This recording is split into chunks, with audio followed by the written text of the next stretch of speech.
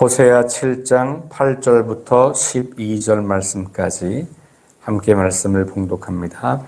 에브라임이 여러 민족 가운데에 혼합되니 그는 곧 뒤집지 않은 전병이로다.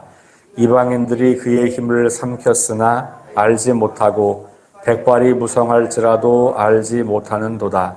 이스라엘의 교만은 그 얼굴에 드러났나니 그들이 이 모든 일을 당하여도 그들의 하나님 여호와께로 돌아오지 아니하며 구하지 아니하도다.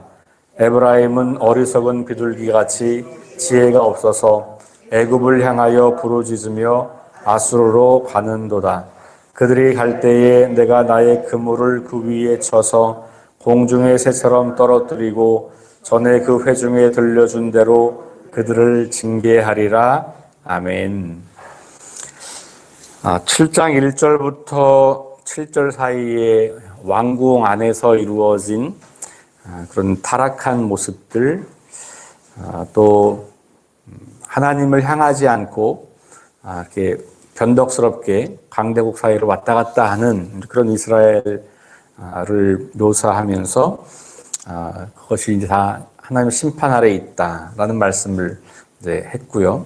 오늘 8절부터 12절 사이에는 그런 결과로 이스라엘 전체가 중심을 잃어버리고, 여기서 이제 중심은 하나님이죠. 갈 바를 잃어버리고, 그리고 엉뚱한 곳으로 가고 있다. 그리고 그런 이스라엘에게 하나님의 심판이 있을 거다라는 이야기를 하고 있어요. 특별히 오늘은 두 가지 비유를 호세아가 사용하고 있는데, 첫 번째는 뒤집지 않은 전병, 8절에 나오는 표현이고요. 11절에 가면 어리석은 비둘기, 이런 표현들이 등장을 합니다. 뒤집지 않은 전병, 여러분 전병, 우리식으로 말하면 우리 어제 그제 먹었던 녹두전 이런 거예요. 이스라엘 백성들도 이렇게 얇은, 이렇게 누룩을 넣지 않은, 그러니까 우리식으로 말하면 사실은, 쑥개떡이 더 맞을 것 같아요. 쑥떡. 이런 건 막 이렇게 부풀지 않잖아요. 이렇게 얇게. 근데 이거는 앞뒤로 뒤집어야 되잖아요. 만약에 안 뒤집고 가만히 있으면 어떻게 돼요? 다 타서 못 먹게 되는 거죠. 그러니까 뒤집지 않은 전병은 그런 의미예요. 그러니까 지금 이스라엘 백성들이 여러 민족 가운데 혼합되어 있어서 뒤집지 않은 전병과 같다. 이 말은 곧 망할 거다 이런 말이에요. 그러니까 한쪽이 새까맣게 타서 먹을 수가 없는 전병이 되면 그건 이제 망하는 거죠. 그러니까 여러 민족 가운데 혼합되어 있다라고 하는 말은 주변의 강대국들의 영향을 많이 받고 있다는 말이에요. 특별히 요 당시 호세아 선지자가 예언 활동을 할 당시에 주변의 강대국은 이제 이집트가 강대국이었다가 아수르가 새로운 강자로 등장하면서 결국은 그 아수르에 의해서 북이스라엘이 멸망하거든요.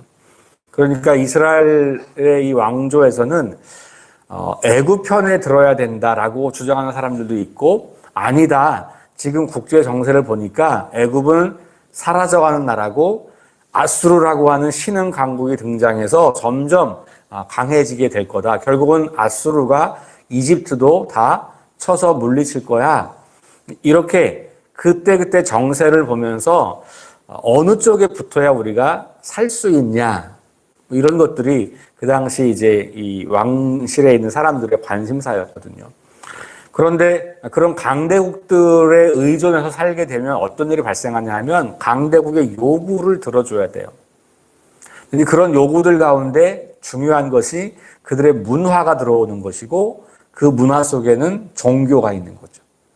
그러면 어쩔 수 없이 우상을 섬기는 일들을 하지 않으면 안 되는 상황.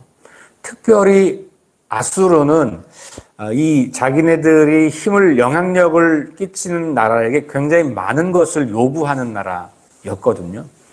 그런 것들이 결국은 여기 여러 민족 가운데 혼합되었다라고 하는 표현이에요. 그러니까 하나님을 주권자로 삼고 하나님을 왕으로 삼고 그 하나님을 의지해서 말씀대로 살아가는 것이 그게 우리 민족의 살 길이야라고 하는 이 믿음이 사라져 버리는 거예요. 하나님이 아니라 눈에 보이는 강대국을 의지할 때 우리가 살아갈 수 있어 라고 하는 마음을 갖고 있는 것이고, 그것이 바로 뒤집지 않은 전병처럼 위태로운 일이라는 거예요. 자, 그런데 그 위태로움이 이 구절에 보면 이방인들이 그의 힘을 삼켰으나, 여기 이방인들은 그 위로 말하면 여러 민족들 가운데 혼합되어 있다고 하는 그 여러 민족들이죠. 그 사람들이 이스라엘의 힘을 삼켰다. 그러니까 이스라엘을 지배하고 있다고 하는 말이에요. 영향력을, 이게 실제로 국가적으로 그 나라를 통치하고 있지 않다고 하더라도 그 나라의 영향력을 강화해서 결국은 이스라엘이 힘을 쓰지 못하는 거거든요. 그러니까 약자가 강자의 눈치를 보며 사는 것처럼 이스라엘은 지금 그런 상황인 거예요. 그런데 문제는 뭐냐면 알지 못한다는 거죠. 자기들이 지금 어떤 상황에 있는지를 이스라엘 백성들이 깨닫고 있지 못하다. 백발이 무성할지라도 알지 못하다. 백발이 무성한 사람은 지혜자예요. 이 고대 사회에서 지혜자는 연장자예요. 주로. 그래서 백발이다라고 하는 말은 아주 지혜로운 사람이라고 하는 것을 상징하는 거예요. 그러니까 이스라엘 백성들 가운데 어느 누구도 지금 이스라엘의 이 현 실태를 온전하게 이해하고 파악하고 있지 못하다. 그러니 지금 망해가고 있는, 뒤집지 않은 전병처럼 점점 한쪽이 다 타버리면서 망해가고 있는 이것을 아무도 눈치채고 있지 못하고 무감각하다는 겁니다. 특별히 그 7장 1절부터 시작된 말씀이 이 왕실에 관한 이야기로 본다면 이스라엘의 왕조 안에 리더십 가운데 이 상황을 제대로 파악한 사람이 없다라고 하는 이야기를 하고 있는 것이죠. 자, 10절에 보면 이스라엘의 교만은 그 얼굴에 드러났다. 여기서 말하는 교만은 뭘까요? 자기들이 지금 잘하고 있다고 착각하는 거죠. 그 잘하고 있다는 건 뭐예요? 어느 쪽으로 붙어서 어떻게 살아남을까 궁리하는 거예요. 그러니까 하나님을 의지하지 않고 강대국을 의지하면서 야, 이제 우리는 살았어. 우리가 잘한 거야. 이게 이제 양쪽에 왔다 갔다 하는 것. 한편에서는 이집트, 한편에서는 아수르, 이렇게 하면서도 자기들이 옳은 정책을 사용하고 있고 자기들 말을 들으면 우리는 살아갈 수 있다라고 하는 주장들을 계속 하는 것을 말하면서 그것을 교만이라고 말을 하는 거예요. 그런데 그렇게 교만하니까 문제는 뭐냐면 하나님께 돌아오지 않는 거예요. 자기들이 잘하고 있다고 생각하면 돌아올 생각이 없겠죠? 자기들이 하고 있는 일이 옳다고 생각하면 하나님께로 돌아갈 이유가 없는 거예요. 그러니까 지금 이스라엘 백성들의 상태를 그렇게 묘사하고 있는 거예요. 그러니까 겉으로 보기에는 하나님을 찾지 않는 것, 그래서 이방 나라들을 의지하려고 하는 것이지만 내부적으로 더 그걸 깊이 들어가 보면 그런 상태가 얼마나 위험한지를 깨닫지 못하는 것. 우리 병 중에서 가장 위험한 병은 증상이 없는 병이에요. 증상이 없기 때문에 깨닫지 못하는 거예요. 그리고 대비하지 못하는 거고 치료를 하지 않는 거거든요. 증상이 있으면 그 증상 때문에 얼른 자각하게 되고 치료하려고 하는 노력을 하는 거죠. 그런데 이 증상이 없으면 병이 계속 진행되는데 모르는 거잖아요. 뭐냐 하면 지금 여기 뒤집지 않은 전병이라고 하는 것은 사실은 누가 봐도 그 증상이 보이는 거예요. 냄새도 날 것이고, 그죠? 그런데 어리석은 이스라엘 백성들이 그 증상을 모르고 있다. 그러니까 점점 하나님 없이 망해가고 있는, 점점 비참해져 가고 있는 그 현실을 알지 못하고 있다라고 하는 것을 한탄하는 거고, 오히려 자기들이 지금 잘하고 있다고 착각하고 있는 것. 그것을 교만한 모습으로 보여주고 있어요. 그러면서 이 모든 일을 당하여도 그들의 하나님 여호와께로 돌아오지 아니하며 구하지 아니하는도다. 그러니 뭘 잘못했는지도 모르고 자기들이 여전히 잘하고 있다고 생각하고 그러니 하나님 앞에 돌아가지도 않는 그 영적인 무감각과 타락의 상태를 보여주고 있는 표현인 거죠. 자, 11절에 가서 또 다른 비유를 이야기하는데 조금 더 구체적으로 이야기해요. 뭐냐 하면 에브라임은 어리석은 비둘기같이 지혜가 없다. 고대 사회에서 원래 비둘기는 좀 지혜로운 짐승이에요. 그래서 방향이 정해지면 그곳으로 곧장 날아가는 거예요. 그러니까 이제 비둘기에게 뭘 시켰어요? 이 소식을 전해주는 역할을 시킨 거잖아요. 다리에다가 이렇게 쪽지를 묶어서 보내면 자기가 정확하게 그걸 배달하고 돌아오는. 그러니까 고대 사회에서 비둘기는 어리석지 않아요. 근데 여기서는 어리석은 비둘기 이렇게 이야기하죠. 왜 그럴까요? 그 얘기는 뭘까요?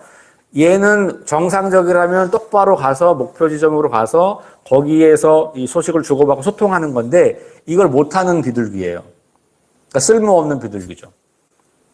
그러면 비둘기가 날아가야 할 곳, 여기서 비유적으로 표현하는 이스라엘 백성들, 에브라임이 만약에 지혜로운 비둘기처럼 정상적인 비둘기처럼 방향 감각을 상실하지 않았다면 어디를 향해 날아가겠어요? 하나님을 향해 날아가는 거예요.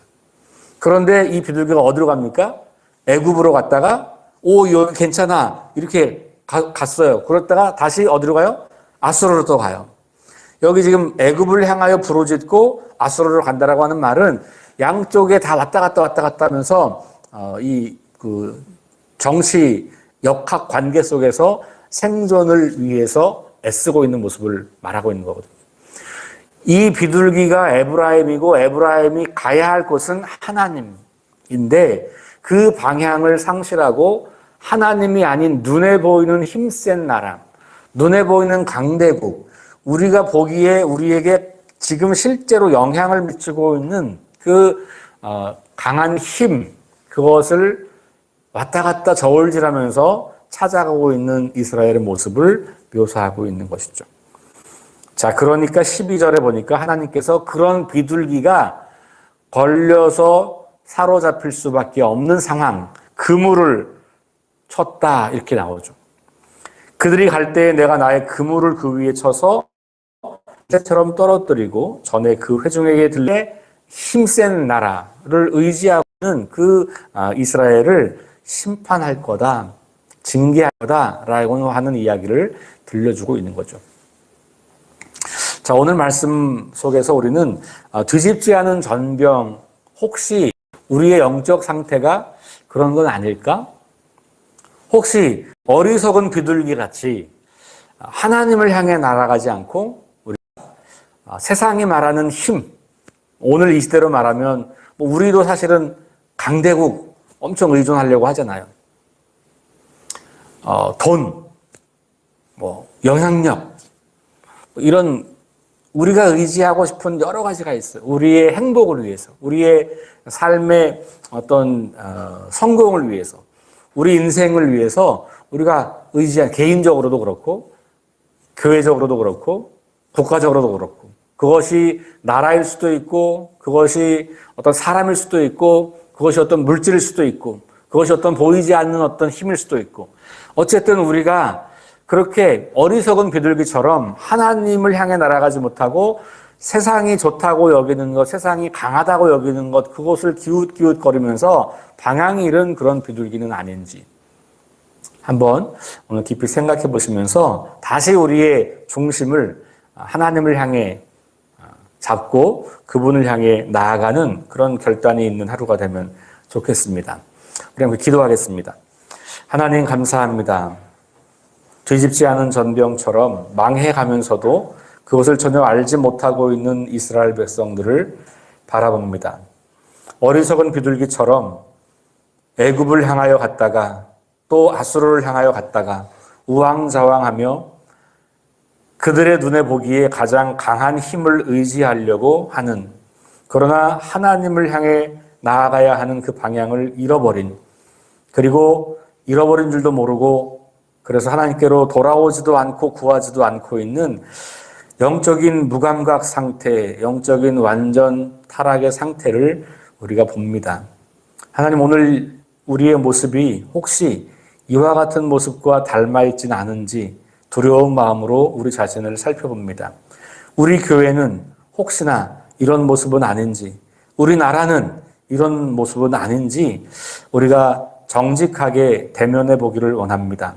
말씀 앞에 우리를 세워서 우리를 바라보게 하시고 그 바라보는 것을 통해서 하나님이 우리를 향해서 무엇을 원하시는지를 찾아가고 알아가는 그런 귀한 믿음의 사람들이 될 수 있도록 인도하여 주옵소서. 감사드리며 예수님 이름으로 기도합니다. 아멘. 오늘 한심에서 기도할 제목 첫 번째입니다. 하나님, 저의 모습을 주님 앞에 내어놓습니다. 말씀의 거울에 나 자신을 비추어진 내 모습을 정직하게 보기를 원합니다.